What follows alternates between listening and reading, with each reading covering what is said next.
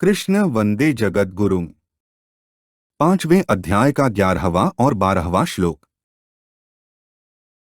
5वें अध्याय का 11वां श्लोक। कायेन मनसा बुद्ध्या केवलैरिंद्रियर्पि योगिनः कर्म कुर्वन्ति संगं त्यक्त्वात्मशुद्धे।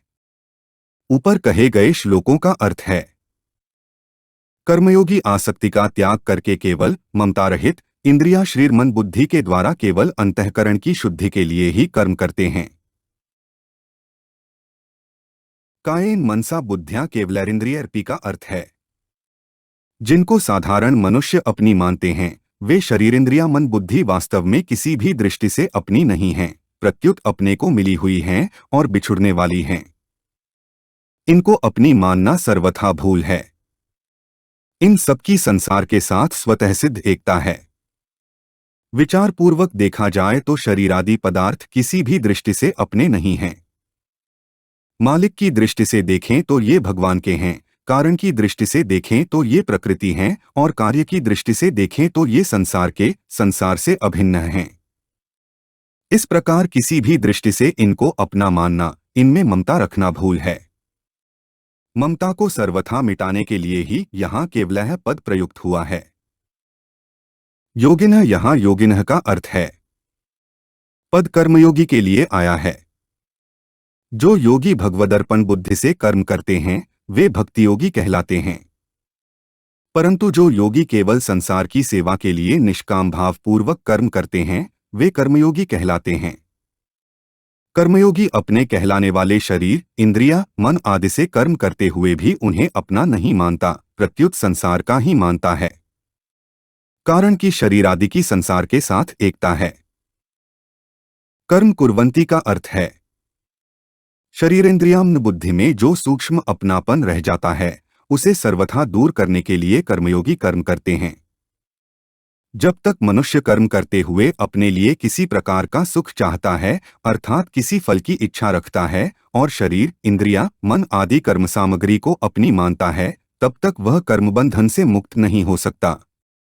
इसलिए कर्मयोगी फल की इच्छा का त्याग करके और कर्म सामग्री को अपनी न मानकर केवल दूसरों के हित के लिए कर्म करता है। कारण कि योगारूढ़ होने की इच्छा वाले मननशील योगी के लिए दूसरों के हित के लिए कर्म करना ही हेतु कहा जाता है। आरुरुक्षोर्मुनेर्योगण कर्म कारण मुच्यते। इस प्रकार दूसरों के हित के लिए वह ज्यों-ज्यों कर्म करता है त्यों ही त्यों ममता आसक्ति मिटती चली जाती है और अंतःकरण की शुद्धि होती चली जाती है। संगं त्यक्त्वात्मशुद्धे का अर्थ है, साधारणतः मल विक्षेप और आवरण दोष के दूर होने को अंतःकरण की शुद्धि माना जाता है, परंतु वास्तव में अंतःकरण की शुद्धि है शरीरेंद्रियाम्न बुद्धि से ममता का सर्वथा मिट जाना। शरीरादि कभी नहीं कहते कि हम तुम्हारे हैं और तुम हमारे हो। हम ही उनको अपना मान लेते हैं। उनको अपना मानना ही अशुद्धि है। शरीरादि के प्रति अहंतामतापूर्वक माने गए संबंध का सर्वथा अभाव ही आत्मशुद्धि। तात्पर्य यह है कि अंतःकरण की शुद्धि के लिए अपनापन सर्वथा हटाने के उद्देश्य से शरीरेंद्रियाम्न बुद्धि को अपना न मानने पर भी इनमें सूक्ष्म अपनापन रह जाता है। उस सूक्ष्म अपनेपन का सर्वथा मिटना ही आत्मशुद्धि अर्थात अंतःकरण की शुद्धि है। अहंता में भी ममता रहती है। ममता सर्वथा मिटने पर जब अहंता में भी ममता नहीं रहती तब सर्वथा शुद्धि हो जाती है। 5वें अध्याय का 12वां श्लोक। युक्तः कर्मफलम त्यक्त्वा शांतिमाप्नोति नैष्ठिकीम् अयुक्तः कामकारेण फले सक्तो निबध्यते। ऊपर कहे गए श्लोकों का अर्थ है, कर्मयोगी कर्मफल का त्याग करके नैष्ठिकी शांति को प्राप्त होता है, परंतु सकाम मनुष्य कामना के कारण फल में आसक्त होकर बंध जाता है। युक्तः इस पद का अर्थ प्रसंग के अनुसार लिया जाता है, जैसे इसी अध्याय के 8वें श्लोक में अपने को अकर्ता मानने वाले सांख्य योगी के लिए युक्तः पद आया है, ऐसे ही यहाँ कर्मफल का त्याग करने वाले कर्मयोगी के लिए युक्तः पद आया है। जिनका उद्देश्य समता है वे सभी पुरुष युक्त अर्थात योगी हैं। यहाँ कर्मयोगी का प्रकरण चल रहा है, इसलिए यहाँ युक्तः पद ऐसे कर्मयोगी के लिए आया है जिसकी बुद्धि व्यवसायात्मिका होने से जिसमें सांसारिक कामनाओं का अभाव हो गया है। कर्मफलम त्यक्त्वा, यहाँ कर्मफल का त्याग करने का तात्पर्य फल की इच्छा, आसक्ति का त्याग करना है, क्योंकि वास्तव में त्याग कर्मफल का नहीं, प्रत्युत कर्मफल की इच्छा का होता है।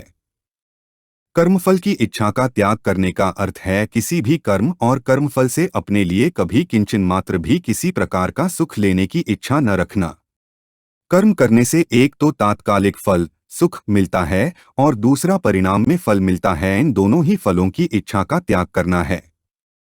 अपना कुछ नहीं है, अपने लिए कुछ नहीं करना है और अपने को कुछ नहीं चाहिए। इस प्रकार कर्ता के सर्वथा निष्काम होने पर कर्मफल की इच्छा का त्याग हो जाता है।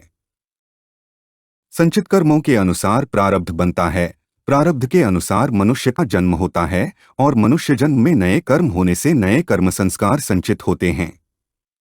परंतु कर्मफल की आसक्ति का त्याग करके कर्म करने से कर्म भुने हुए बीज की तरह संस्कार उत्पन्न करने में असमर्थ हो जाते हैं और उनकी संज्ञा अकर्म हो जाती है।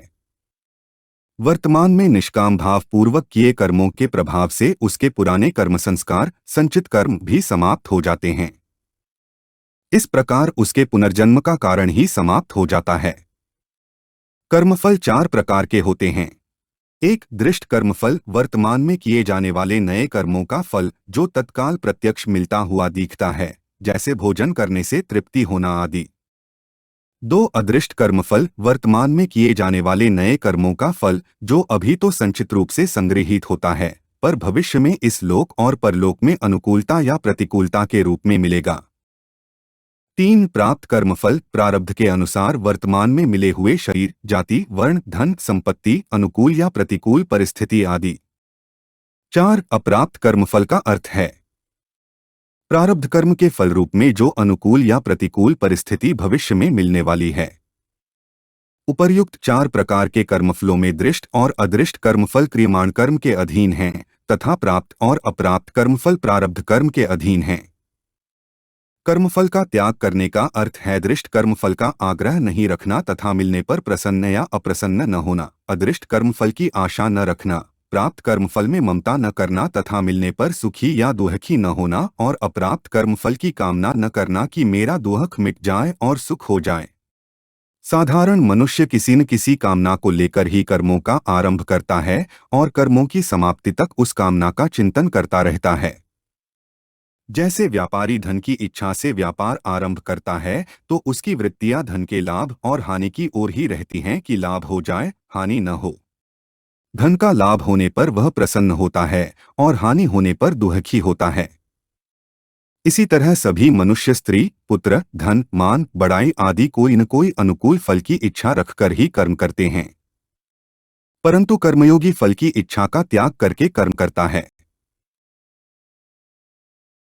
यहाँ स्वाभाविक प्रश्न उठता है कि अगर कोई इच्छा ही न हो तो कर्म करें ही क्यों? इसके उत्तर में सबसे पहली बात तो यह है कि कोई भी मनुष्य किसी भी अवस्था में कर्मों का सर्वथा त्याग नहीं कर सकता। यदि ऐसा मान भी लिया जाए कि मनुष्य बहुत अंशों में कर्मों का स्वरूप से त्याग कर सकता है, तो भी मनुष्य के भीतर जब तक संसार के प्रति राग है तब तक वह शांति से कर्म किए बिना नहीं बैठ सकता। उससे विषयों का चिंतन अवश्य होगा, जो कि कर्म है। विषयों का चिंतन होने से वह क्रमशः पतन की ओर चला जाएगा। इसलिए जब तक राग का सर्वथा अभाव नहीं हो जाता तब तक मनुष्य कर्मों से छूट नहीं सकता। कर्म करने से पुराना राग मिटता है और निस्वार्थ भाव से केवल परहित के लिए कर्म करने से नया राग पैदा नहीं होता। विचार पूर्वक देखा जाए तो कर्मफल की इच्छा रखकर कर्म करना बड़ी बेसमझी है।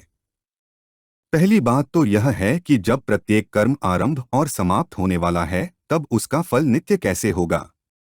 फल भी प्राप्त होकर नष्ट हो जाता है। तात्पर्य यह है कि कर्म और कर्मफल दोनों ही नाशवान हैं। या तो फल नहीं रहेगा, यह हमारा कहलाने वाला शरीर नहीं रहेगा। दूसरी बात, इच्छा रखें या न रखें, जो फल मिलने वाला है वह तो मिलेगा ही। इच्छा करने से अधिक फल मिलता हो और इच्छा न करने से कम फल मिलता हो, ऐसी बात नहीं है। अतः फल की कामना करना बेसमझी ही है। निष्काम भाव से अर्थात फल की कामना न रखकर लोकहितार्थ कर्म करने से कर्मों से संबंध विच्छेद हो जाता है। कर्मयोगी के कर्म उद्देश्यहीन अर्थात पागल के कर्म की तरह नहीं होते, प्रत्युत परमात्म तत्व की प्राप्ति का महान उद्देश्य रखकर ही वह लोकहितार्थ सब कर्म करता है। उसके कर्मों का लक्ष्य परमात्म तत्व रहता है, सांसारिक पदार्थ नहीं। शरीर में ममता न रहने से उसमें आलस्य, अकर्मण्यता आदि दोष नहीं आते, प्रत्युत वह कर्मों को सुचारू रूप से और तत्परता के साथ करता है। शांतिमाप्नोति नैष्ठिकीम का अर्थ है, यह बात अनुभव सिद्ध है कि सांसारिक पदार्थों की कामना और ममता के त्याग से शांति मिलती है। यदि जागृत में ही संसार का संबंध विच्छेद हो जाए तो फिर कहना ही क्या है। ऐसे ही नींद आने, किसी कार्य के पूरा होने, लड़की का विवाह होने आदि से भी एक शांति मिलती है। तात्पर्य है कि सांसारिक कामना, ममता और आसक्ति का त्याग करते ही शांति प्राप्त होती है। परंतु इस शांति का उपभोग करने से अर्थात इसमें सुख लेने से और इसे ही लक्ष्य मान लेने से साधक इस शांति के फलस्वरूप मिलने वाली नैष्ठिकी शांति अर्थात परम शांति से वंचित रह जाता है। कारण कि यह शांति ध्येय नहीं है, प्रत्युत परम शांति का कारण है। संसार के संबंध विच्छेद से होने वाली शांति सत्वगुण से संबंध रखने वाली सात्विकी शांति है। जब तक साधक इस शांति का भोग करता है और इस शांति से मुझ में शांति है इस प्रकार अपना संबंध मानता है, तब तक परिच्छिन्नता रहती है, और जब तक परिच्छिन्नता रहती है तब तक अखंड एकरस रहने वाली वास्तविक शांति का अनुभव नहीं होता। अयुक्तः कामकारेण फले सक्तो निबध्यते का अर्थ है, जो कर्मयोगी नहीं है प्रत्युत कर्मी है, ऐसे सकाम पुरुष के लिए यहाँ अयुक्तः पद आया है। सकाम पुरुष नई नई कामनाओं के कारण फल में आसक्त होकर जन्ममरण रूप बंधन में पड़ जाता है।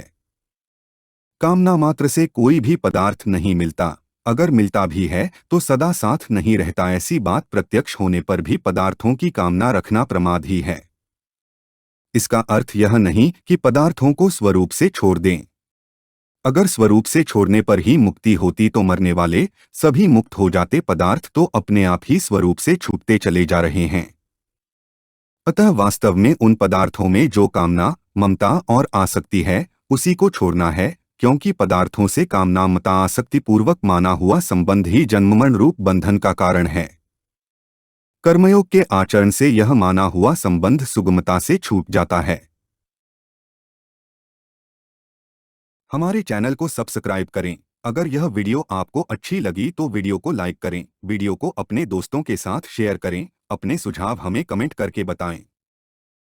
जय श्री कृष्णा।